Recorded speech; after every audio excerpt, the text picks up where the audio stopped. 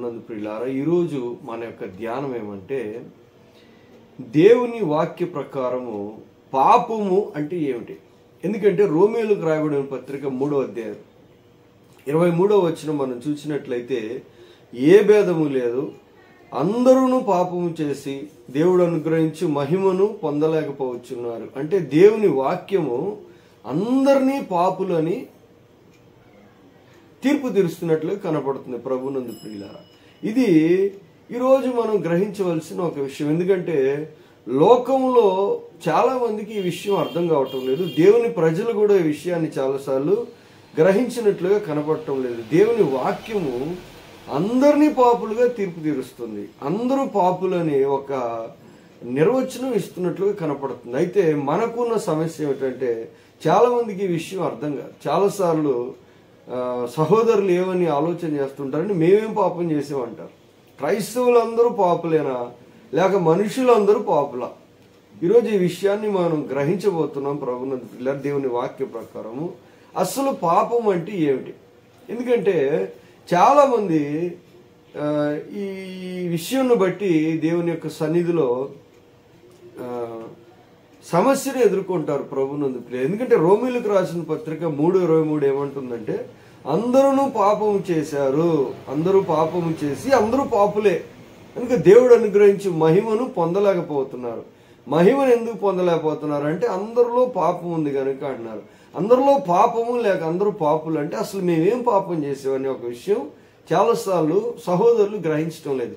వాక్యం తెలిసిన వారు ఒకవేళ కొన్నిసార్లు గుర్తించవచ్చు, కొన్నిసార్లు వాక్యాన్ని బట్టి కూడా ప్రజలు తికమకాయి ఉండొచ్చు. తెలియని వాళ్ళు అయితే ఖచ్చితంగా సందేహపడతారు.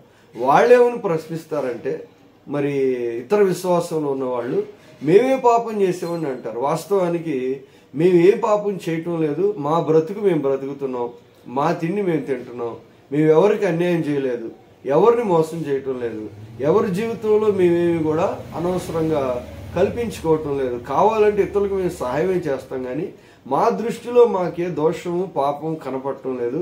మమ్మల్ని పాపులని ఎందుకు అంటున్నారు, లేక క్రైస్తవులు అందరినీ పాపులని ఎందుకు అంటున్నారు, తమను తాము పాపులని ఎందుకు అంటుకుంటున్నారు అనే విషయాన్ని చాలాసార్లు చాలా మంది గ్రహించడం లేదు. ఈరోజు ఆ విషయం చూద్దాం ప్రభునందు ప్రియులారా.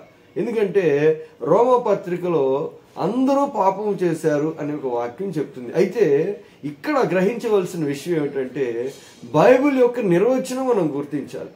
పాపము అంటే బైబిల్ డెఫినేషన్ ఏమిటి, లేక దేవుని వాక్య ప్రకారము ఎవరిని పాపులు అని అనవచ్చు అనే విషయాన్ని మనం చూడాలి. అయితే మొట్టమొదటిగా మనం చూడవలసిన విషయం ఏంటంటే అసలు పాపము అనే పదము బైబిల్లో మొట్టమొదటిగా ఎక్కడ ఎవరి చేత వాడబడింది. మొట్టమొదటిగా ఈ పదం ఎక్కడ వాడబడిందంటే ప్రభునందు ప్రియులారా, ఆదికాండము 4వ అధ్యాయము 6-7 వచనాలు మనం చూసినట్లయితే దేవాది దేవుడే పాపము అనే పదాన్ని మొట్టమొదటిగా వాడారు. చూడండి, 4, 6, 7 వచనాలు. 7వ వచనం చదువుకుందాం. నీవు సత్క్రియ చేసిన ఎడల తలెత్తుకొనవా, సత్క్రియ చేయని ఎడల వాకిట పాపము పొంచి ఉండును, నీ ఎడల దానికి వాంఛ కలుగును, నీవు దానిని ఏలుదు అనేను. దేవుడైన యెహోవా కయీనుతో చెప్పిన మాట. అంటే పాపము అనే పదాన్ని మొట్టమొదటిగా దేవాది దేవుడే వాడారు. పాపం అనే పదం వాడటం మాత్రమే కాదు, కానీ దానికి కొన్ని గుణ లక్షణాలు ఇచ్చినట్లుగా కూడా కనపడుతుంది. అయితే ఆయన చెప్పిన గుణ లక్షణాలు ఏమిటంటే, సత్క్రియ చేస్తే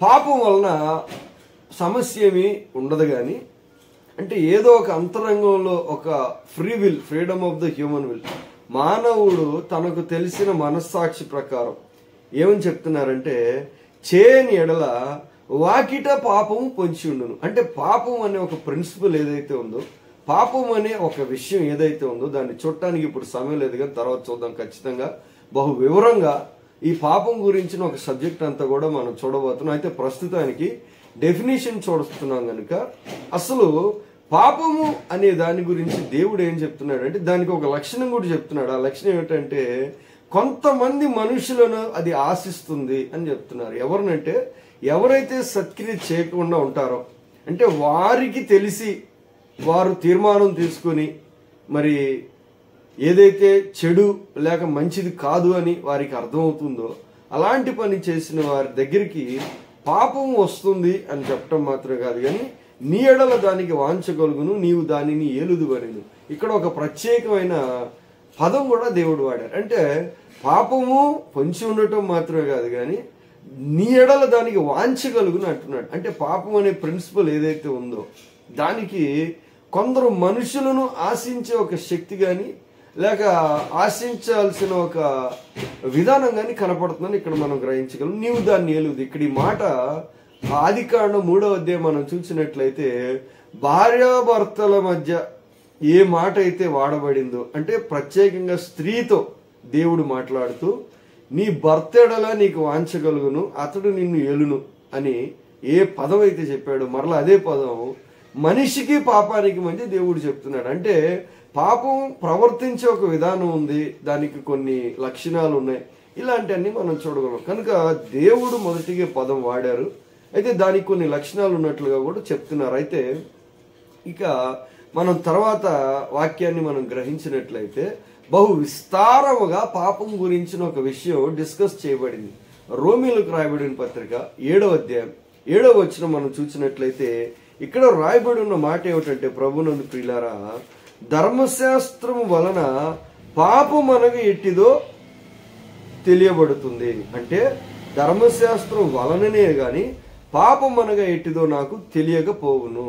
రెండవదిగా ఈ ధర్మశాస్త్రంలో అనేకమైన ఆజ్ఞలు ఇవ్వబడినాయి. సుమారుగా నిర్గమకాండం నుంచి ద్వితీయోపదేశకాండం, నిర్గమకాండం మధ్యలో నుంచి మనం చూసినట్లయితే కొన్ని వందల ఆజ్ఞలు అక్కడ ఇవ్వబడినట్లు కనబడుతుంది. ఈ ఆజ్ఞలన్నిటినీ మనం చూసినట్లయితే ఈ ఆజ్ఞలు ఎన్నున్నాయి కూడా మరి లోకమంతటా కొంత వేదాంతులు డిస్కస్ చేయడం జరిగింది. ప్రభునందు ప్రియులారా, మొత్తం ధర్మశాస్త్రంలో ఎన్ని ఆజ్ఞలు ఉన్నాయని అనేక మంది పెద్దలు, ఈ విషయం అయితే కొంచెం వివాదం ఉంది, కానీ ఎక్కువ మంది మరి అంగీకరించి మరి ఎక్కువ మంది వాడుతున్న ఒక డెసిషన్ ఏమంటే ధర్మశాస్త్రములో మొత్తం 613 ఆజ్ఞలు ఉన్నాయి. ఈ 613 ఆజ్ఞల్లో చేయకూడనివి చేయవలసినవి అని సపరేట్ చేశారు. ఈ చేయకూడనివి 365 ఆజ్ఞలు ఉన్నాయి, చేయవలసినవి ఆ మిగతా ఆజ్ఞలు అంటే 248, మొత్తం 613 ఆజ్ఞలుగా వాళ్ళు డిసైడ్ చేశారు పెద్దవారు. అయితే దీని గురించి కొంచెం సంశయం ఉంది, కానీ ఎక్కువ మంది అంగీకరించే ఒక అయితే ఇన్ని వందల ఆజ్ఞలను మనం చూసినట్లయితే వీటన్నిటి ద్వారా మనకి ఏం గ్రహింపు వస్తుందంటే పాపము అంటే ఎలాంటిదో తెలుస్తుందని చెప్తున్నాడు. ఎందుకంటే మనం పాపం అంటే ఏమిటనే ఒక నిర్వచనం చూస్తున్నాం. అసలు పాపం అంటే ఎలా ఉంటుంది, ఎలా అది ప్రవర్తిస్తుంది, ఎలాగా దాని యాక్షన్ మనుషుని మీద ఉంటుంది అని అనేక విషయాలు రోమపత్రికలో డిస్కస్ చేయబడి ఆ పత్రికలో భాగంగానే ఇప్పుడు ఈ విషయాన్ని మనం చూస్తున్నాం. అయితే ఈ పాపము ధర్మశాస్త్రము ఎలాంటిదో తెలియజేయటానికి ఇవ్వబడిందని వ్రాయబడిన విషయం మనం చూస్తున్నాం. ప్రభునందు ప్రియులారా, అయితే ఇప్పుడు అసలు క్రొత్త నిబంధనలో పాపము గురించి ఇచ్చిన డెఫినేషన్ ఏమిటి, ఇది పాపము అని చెప్పటానికి ఏదైనా నిర్వచనం ఉందా అంటే క్రొత్త నిబంధనలో చాలా స్పష్టముగా ఈ నిర్వచనాలు ఇవ్వబడినాయి. ప్రభునందు ప్రియులారా, ఏమిటి ఆ నిర్వచనాలు అంటే మొదటి నిర్వచనం దాదాపుగా వాక్యం తెలిసిన వారందరికి కూడా ఎంతో పరిచయం ఉంటుంది. అదేమిటంటే యోహాను రాసిన మొదటి పత్రిక 3వ అధ్యాయం 4వ వచనం. యోహాను రాసిన మొదటి పత్రిక 3వ అధ్యాయం 4వ వచనం, పాపము చేయు ప్రతివాడు ఆజ్ఞను అతిక్రమించును, ఆజ్ఞ అతిక్రమమే పాపము. అసలు పాపము అంటే ఏమిటి అంటే ఇది పాపము అని క్రొత్త నిబంధనలో 5 డెఫినేషన్స్ ఇవ్వండి. మొదటి డెఫినేషన్ నేను చెప్తున్నాను, అందరికీ తెలిసింది కనుక. యోహాను రాసిన మొదటి పత్రిక 3వ అధ్యాయం 4వ వచనంలో ఆజ్ఞాతిక్రమమే పాపము. పాపము అంటే ఏమిటి, పాపులు అంటే ఎవరు, ఏం చేస్తే పాపం చేసినట్లంటే మాట వినకపోవటమే పాపము. ఎవరి మాట? దేవుడిచ్చిన మాట, దేవుడు చెప్పిన ఆజ్ఞ, దేవునికి అవిధేయత చూపించటమే పాపము అని ఒక డెఫినేషన్ ఇక్కడ రాయబడింది. అయితే ఒక్క మాట మాత్రమే కాదు, ఇంకా 4 నిర్వచనాలు ఉన్నాయి. రెండవది కూడా యోహాను రాసిన మొదటి పత్రికలోనే ఉంది, 5వ అధ్యాయం 17వ వచనం. రెండవ డెఫినేషన్ ఏమంటే పాపం అంటే ఏమిటంటే సకల దుర్నీతియు పాపము అని రాయబడింది. అంటే నీతి కానిది ఏదైతే ఉందో అదంతా కూడా పాపమే అని ఇంకొక డెఫినేషన్ కూడా ఇవ్వబడింది. అంటే నిర్వచిస్తున్నారు పాపం అంటే ఏమిటి అని మనం గుర్తించడానికి, ఇతరులకు తెలియజేయటానికి, మనలను మనం పరీక్ష చేసుకోవటానికి, దేవుని యొక్క ఆలోచన గ్రహించడానికి డెఫినేషన్స్ ఇవ్వబడి. తర్వాత మూడవ డెఫినేషన్ ఏమంటే ప్రభునందు ప్రియులారా, యాకోబు పత్రిక 2వ అధ్యాయము 9వ వచనంలో ఉంది. యాకోబు పత్రిక 2వ అధ్యాయం 9వ వచనం మనం చూసినట్లయితే, పక్షపాతము గలవారైతే మీరు అపరాధులు అని ధర్మశాస్త్రం వల్ల తీర్చబడి పాపము చేయవారు అగుదురు. క్రొత్త నిబంధనలో మళ్ళా పాపము చేసినట్లు ఎప్పుడు అవుతుంది అంటే పక్షపాతం చూపించినప్పుడు పాపము చేసినట్లు అవుతుందని చెప్తున్నాడు. అంటే పక్షపాతం చూపించటము పాపము, నీతి కానిది ఏదైనా అది పాపము, మాట వినకపోవటము పాపం. ఇంకా యాకోబు పత్రికలు ఇంకొక డెఫినేషన్ ఉంది. 4వ డెఫినేషన్ ఏముందంటే ప్రభునందు ప్రియులారా, 4వ అధ్యాయం 17వ వచనం, యాకోబు పత్రిక 4వ అధ్యాయం 17వ వచనం మనం చూసినట్లయితే, మేలైనది చేయనెరిగి అలాగూ చేయని వానికి పాపము కలుగును.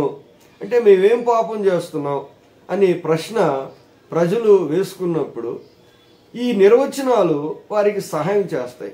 పాపం అంటే ఏమిటి అని. అంటే మేలైనది చేయనెరిగి, ఏదైనా ఒక విషయం మేలు అని మనకు అర్థమైనప్పుడు, అంటే ఏం చేస్తే మేలు చేసినట్లు అని మనకు తెలిసి మనం అలా చేయకపోతే పాపం చేసిన వాళ్ళు అవుతాం. దీని ప్రకారం దాదాపుగా అనేక మంది అనేక పాపాలు చేసినట్లుగా మనం గుర్తించగలం. ఉదాహరణకి నేను చెప్తున్నాను, సమయానికి వెళ్ళటం మంచిదా లేటుగా వెళ్ళటం మంచిదా అంటే అందరికీ తెలుసు సమయానికి వెళ్ళటమే మంచిది, మేలుకరమైన విషయం. అయితే మేలైనది చేయనెరిగి అలాగ చేయకపోవటం పాపం. ఈ విషయాన్ని బట్టి మనం చూసినట్లయితే ప్రభునందు ప్రియులారా, మానవుని అంతరంగంలో లేక దేవుని కృపను బట్టి మానవుని హృదయంలో, మనస్సులో లేక మనస్సాక్షి ద్వారా మానవునికి కొన్ని విషయాలు అర్థం అవుతున్నట్లుగానే ఇక్కడ మనం గుర్తించగలం. ఏమిటంటే ఏ విషయాన్ని గురించి ఆలోచన చేసినా ఏది మేలు ఏది కీడు అని గ్రహించే ఒక శక్తి, కొలమానం ఉన్నట్లుగాను దాని ప్రకారము మనిషి పాపులుగా తీర్చుకున్నట్లుగా కూడా కనబడుతుంది. ఇది 4వ డెఫినేషన్. అయితే 5వ డెఫినేషన్ ఇంకొకటి ఉంది. క్రొత్త నిబంధనలో నేను చెప్తున్నాను పాపం అంటే ఏంటి. ఎందుకంటే క్రైస్తవులు మేము పాపులం అంటారు, అందరూ పాపం చేశారంటారు, అందరిలో పాపం ఉందని అంటున్నారు. అసలు పాపం అంటే ఏమిటి? క్రొత్త నిబంధన బైబిల్ డెఫినేషన్ 5వది మనం చూద్దాం. ఇక్కడేముందంటే రోమీలకు రాయబడిన పత్రిక 14వ అధ్యాయం 23వ వచనం, 14:23లో ఏమని రాయబడి ఉందంటే, విశ్వాసం మూలము కానిది ఏదో అది పాపము. అంటే ఏది పాపం అంటే ఏదైనా మన విశ్వాసం ఒకటి ఉండి మనం వేరొక రకంగా చేసినట్లయితే, లేక ఏ పని చేసినా కానీ ఆ పని మన విశ్వాసంలో నుంచి పుట్టింది కాకుండా వేరొక మూలంగా పుడితే అది పాపమే అని వాక్యం చెప్తుంది. అంటే పైకి ఆ పని మంచిగా కనపడొచ్చు కానీ ఆ పని యొక్క మూలం విశ్వాసంలోంచి పుట్టింది కాకుండా వేరొక రకంగా పుట్టినట్లయితే, అంటే మనకి ఏదైనా లాభం ఉంది కానీ లేకపోతే మనకి ఏదైనా మరి క్షేమం కలుగుతుందని కానీ లేక ఇంకొక రకంగానో వేరే ఏ కారణమైనా కానీ ఒక పని విశ్వాసం మూలము కాకుండా, అంటే విశ్వాసంలోంచి పుట్టింది కాకుండా, అంటే మన విశ్వాసం ఏదైతే ఉందో ఆ విశ్వాస ప్రకారము, ఆ విశ్వాసం మూలముగా ఏ పనైనా మనం చేయకుండా వ్యతిరేకంగా చేసినట్టయితే, అంటే మనం అనుకునేది ఒకటి, మనం చెప్పేది ఒకటి, మనం చేసేది ఒకటి, మనకు తెలిసింది ఒకటి అని మనం చూసినట్లయితే మనలో అనేకమైన పాపాలు కనపడదు. మనలోనే కాదు కానీ అందరిలో కూడా పాపం ఉన్నట్లుగానే కనపడుతుంది ప్రభునందు ప్రియులారా. ఎందుకంటే చాలాసార్లు ప్రజలు ఏం చేస్తారంటే, పెద్దలు తామేం చేస్తున్నారో అది తప్పు అని తమంతట తామే ఒప్పుకుంటారు. ఎలాగంటే ఉదాహరణకి ఒక దొంగతనం చేసిన తర్వాత ఆ దొంగ దగ్గర ఇంకొక దొంగతనం చేసేవాడు, అదే వస్తువు. మొదటోడు ఏ వస్తువు అయితే దొంగతనం చేశాడో ఆ వస్తువుని వాడి దగ్గర ఇంకొక రెండో దొంగతనం చేస్తే మొదటి దొంగ దుఃఖపడతాడా సంతోషపడతాడా? మొదటి దొంగ ఆహా నేనే దొంగని, నా దగ్గర ఇంకొకటి దొంగతనం చేశాడు, ఇది ఎంత గొప్ప ధన్యత, ఇది ఎంత గొప్ప సంతోషకరమైన విషయం, సంతోషపడతాడా? లేక కోపం తెచ్చుకుంటాడా? నా దగ్గర ఇంకొకటి దొంగిలించాడంటే వాస్తవానికి కోపపడతాడని మనం చెప్పగలం. దాని అర్థం ఏమంటే తన దగ్గర ఏదైనా ఇతరులు దొంగిలించినప్పుడు తనకు కోపం వచ్చిందంటే ఆ వ్యక్తి ఏం ఒప్పుకుంటున్నాడంటే నేను దొంగతనం చేసినప్పుడు వేరే వాళ్ళకు కూడా ఇలాంటిది నేను చేశానని అతడు ఒప్పుకుంటున్నాడు. అంటే నాకు మనిషికి అంతరంగంలో ప్రతి వారికి ఈ పాపం గురించిన ఒక జ్ఞానం మరి తెలియకుండానే ఉన్నట్లుగా కనపడుతుంది. ఇంకో రకం ఆలోచన చేసినట్లయితే ప్రభువునందు ప్రియులారా, చాలా మంది పెద్దలు ఏ పనులైతే చేస్తారో ఆ పనులు తమ పిల్లల్ని చేయనివ్వరు.